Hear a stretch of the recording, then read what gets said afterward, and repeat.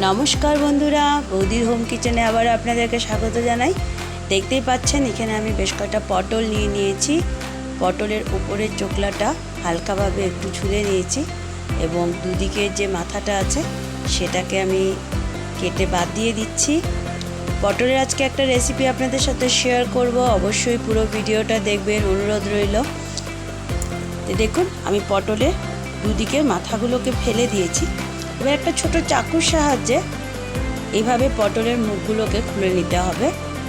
একটু হালকাভাবে আস্তে আস্তে করতে হবে যাতে পটলগুলো ভেঙে না যায়। ভিতরে যে বিচিগুলো আছে সেগুলো সব আমি বের করে নেব। একটু আস্তে আস্তে এই কাজটা করতে হবে, না হলে পটলটা ভেঙে যাবে।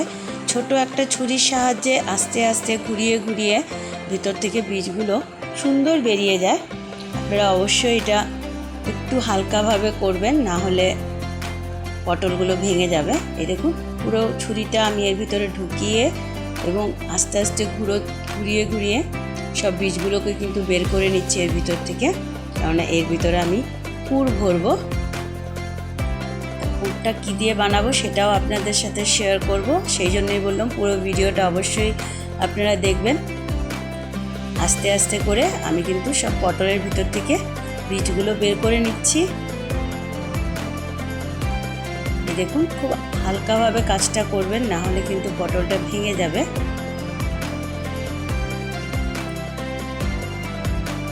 দেখুন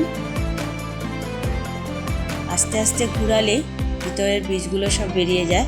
এই দেখুন আমি সব বীজ বের করে নিয়েছি এবং আমার পটলও একটাও ভাঙেনি। এই দেখুন,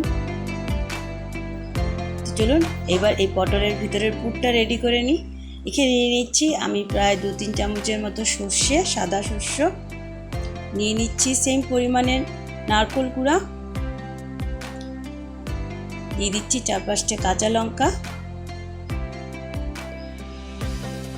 এবার সামান্য একটুখানি জল দিয়ে প্রথমে আমি এই পেস্টটা রেডি করে নেব।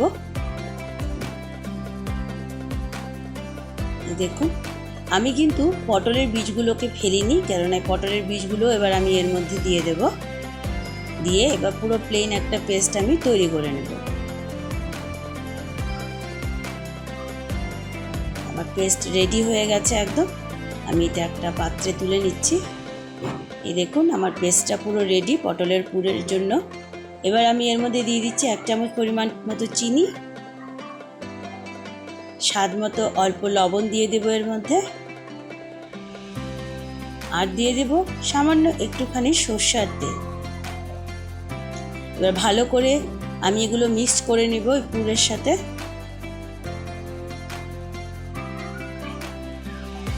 দেখুন আমি খুব ভালোভাবে কিন্তু মিক্সিংটা করে নিলাম।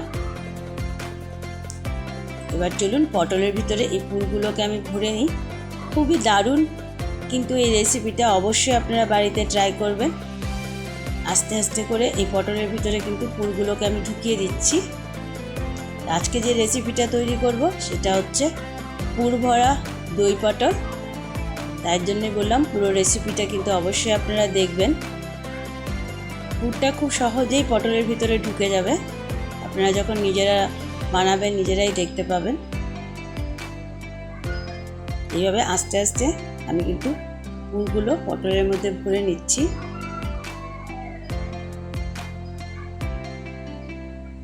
এই দেখুন পটলের ভিতরে কিন্তু পুর খুব আরাম করে ঢুকে যাচ্ছে, কোনো অসুবিধাই হচ্ছে না। এভাবে আমি সবগুলো পটলের ভিতরে কিন্তু পুর ঢুকিয়ে নিলাম। এবার যাতে পুরগুলো বেরিয়ে না যায় তার জন্য পটলের মুখগুলো বন্ধ করে দিতে হবে। তার জন্য আমি এখানে 2 চামচ মতো চালের গুঁড়ো নিয়ে নিয়েছি। এর মধ্যে কিছুই দিব না, সামান্য একটুখানি জল দিয়ে আমি এটাকে একটু মেখে নেব। জলের পরিমাণটা একদমই সামান্য হবে, কেননা এটা বেশি পাতলা হয়ে গেলে বেরিয়ে যাবে খুলে। সামান্য একটুখানি জল দিয়ে আমি জাস্ট চালের গুঁড়োটাকে একটু মেখে নিলাম। এই দেখুন ঠিক এইভাবে। এবার আমি পটলের মুখগুলোকে এই চালের গুঁড়োর পেস্টটা দিয়ে বন্ধ করে দিব, যাতে যখন রেসিপিটা বানাবো ভেতর থেকে পুরগুলো বেরিয়ে না যায়। তো বন্ধুরা, আপনারা যারা যারা আমাদের চ্যানেলটিকে দেখছেন অবশ্যই লাইক করুন, শেয়ার করুন আপনাদের বন্ধুবান্ধবদের সাথে, সাবস্ক্রাইব করলে অবশ্যই বেল আইকনটি প্রেস করতে ভুলবেন না। এইভাবে এক এক করে আমি সবগুলো পটলের মুখ এইভাবে বন্ধ করে দিচ্ছি।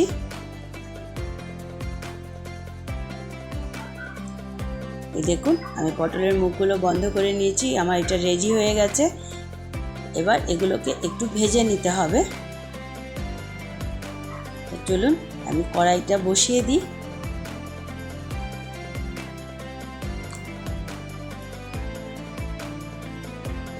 দেখুন, আমি কড়াই বসিয়ে দিয়েছি এবং কড়াইয়ে বেশ একটু তেল দিয়ে দিলাম এবং তেলটা খুব ভালো গরম হয়ে গেলে আমি এক এক করে পটলগুলোকে এর মধ্যে একটু ভেজে নেব।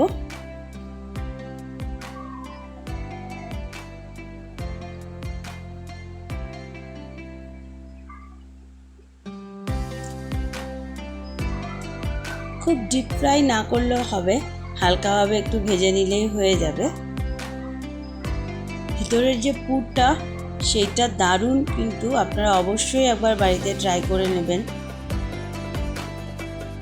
কাঁচা শস্য দিয়ে যে পুরটা রেডি করা হয়েছে,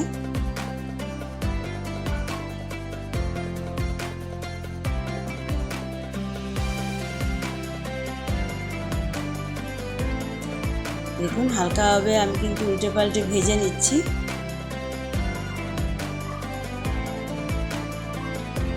আমার এটা ভাজা হয়ে গেছে। আমি আগে বলেছি বেশি ডিপ ফ্রাই আমি করব না, হালকাভাবে ভাজাটা করব।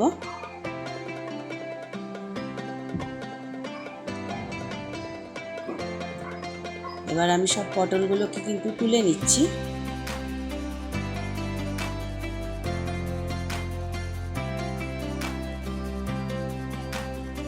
এবারে একই তেলে আমি দিয়ে দিব বড় সাইজের একটা পেঁয়াজ কুচি,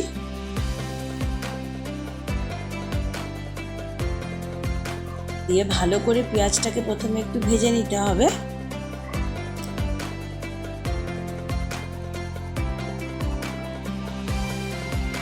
পেঁয়াজটা হালকা ভাজা হয়ে এলে আমি এর মধ্যে দিয়ে দেব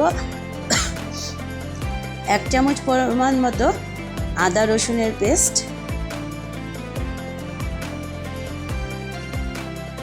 এবার আবারও পেঁয়াজের সাথে আদা রসুনের পেস্টটাকে খুব ভালো করে কিন্তু ভেজে নিতে হবে, যাতে কাঁচা গন্ধটা চলে যায়।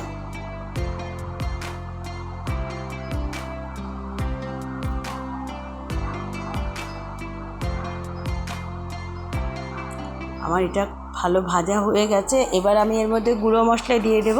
গুঁড়ো মশলা তেমন কিছুই নয়, দিয়ে দিচ্ছি আমি হলুদ গুঁড়ো। আমি এখানে 1 থেকে 1.5 চামচ মতো হলুদ গুঁড়ো ইউজ করেছি।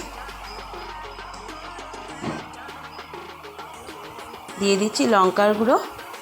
ঝালটা অবশ্যই আপনারা আপনাদের পরিমাণ অনুযায়ী দেবেন। এবার ভালো করে আমি মিশিয়ে নিচ্ছি পেঁয়াজের সাথে। সামান্য একটুখানি জল অবশ্যই দিয়ে দেবেন, কেন না হলে মশলাটা ভাজা হবে না, ভালো পুড়ে যাবে। সামান্য একটুখানি জল এর মধ্যে আমি দিয়ে দেব।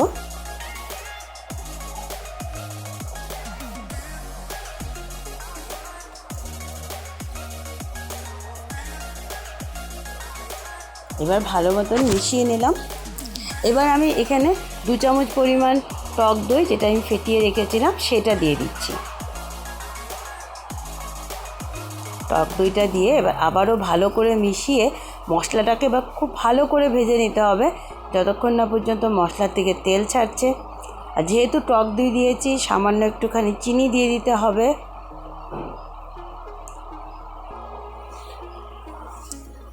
আর দিয়ে দেব পরিমাণ মতো লবণ।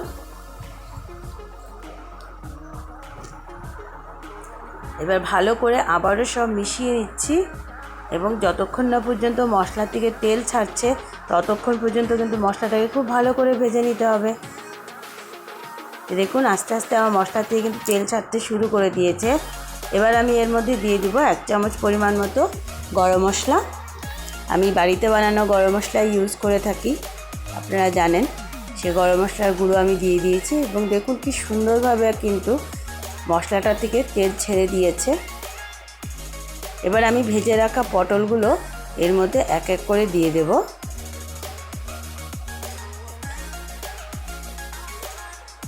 কিন্তু এর আগে আমি এর মধ্যে দিয়ে দেব জল, পরিমাণ মতো জল দিয়ে দিতে হবে।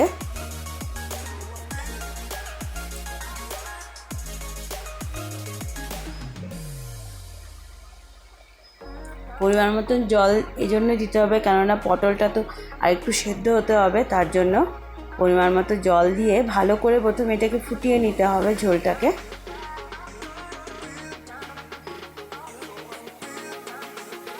সামান্য আরেকটুখানি জল অ্যাড করে নিলাম। এবার ভালো করে এই দেখুন আমি ঝোলটাকে ফুটিয়ে নিয়েছি।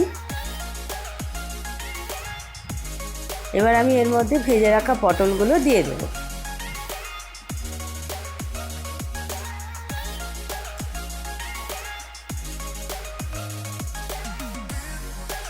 আমি এক এক করে সব ভেজে রাখা পটলগুলো এর মধ্যে দিয়ে দিলাম। জাস্ট হালকাভাবে একটু ঝোলের সাথে মিশিয়ে দিয়ে ঢাকা দিয়ে দিব। 2 থেকে 3 মিনিট ভালো করে রান্না করে নিলে তৈরি হয়ে যাবে পুর ভরা দই পটল। দেখুন আমার রেসিপিটা অলমোস্ট রেডি হয়ে গেছে। বেশ একটু মাখা মাখা হলেই নামিয়ে নিতে হবে, বেশি ঝোলটা শুকাবার দরকার নেই, কেননা ঠান্ডা হলে অটোমেটিক ঝোলটা টেনে আসবে। তো এবার আমি গ্যাসটা অফ করে দিচ্ছি। এই দেখুন আমার পুর ভরা দই পটল রেডি। তো চলুন নামিয়ে নেওয়া যাক।